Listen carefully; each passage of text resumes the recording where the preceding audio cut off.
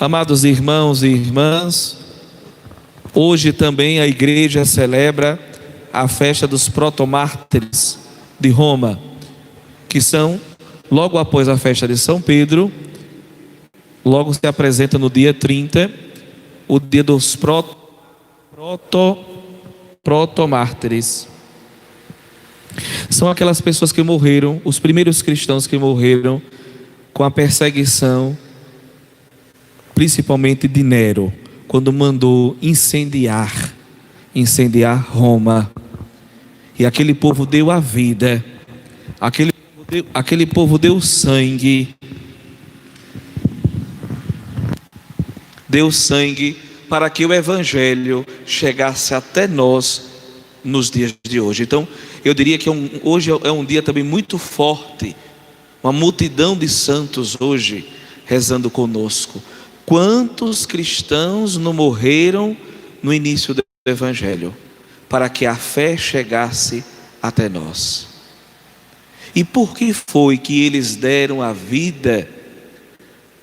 Porque eram homens e mulheres que tinham fé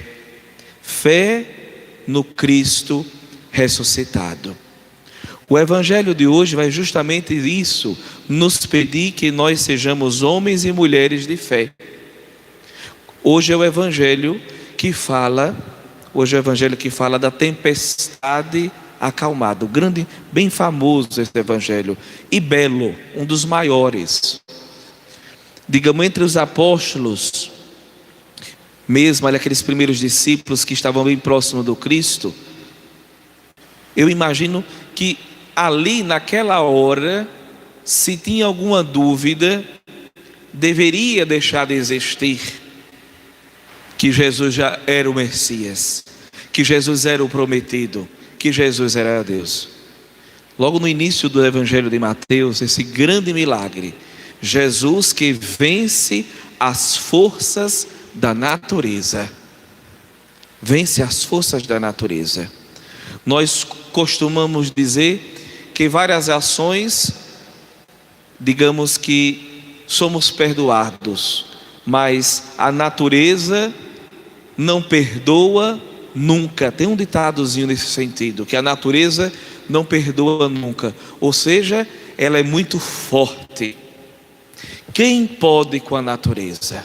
Humanamente, olhando assim no nosso dia a dia, quanto de nós fomos criados que bastava, hoje menos, os mais jovens hoje menos, mas eu me lembro muito bem nos tempos de vovó, quando lá vinha uma trovoada e vinha aqueles relâmpagos, né?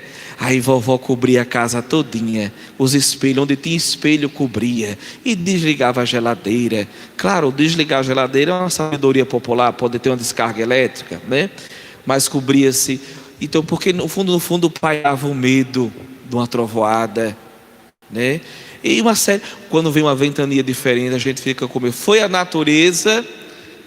A natureza, ela tem uma força que às vezes nos incomoda, porque para nós às vezes a natureza é invencível.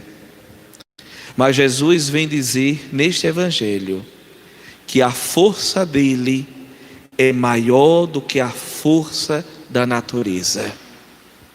Seja qual a tempestade que a gente possa estar passando em nossa vida, a gente tem que crer nisso. Quem sabe a tempestade da doença, quem sabe uma tempestade financeira, quem sabe a tempestade do relacionamento familiar. Qual é a sua tempestade?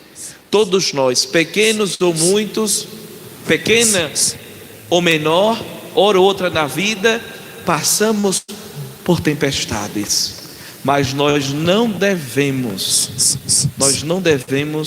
ter medo, porque nós temos uma força que é maior do que a força da natureza.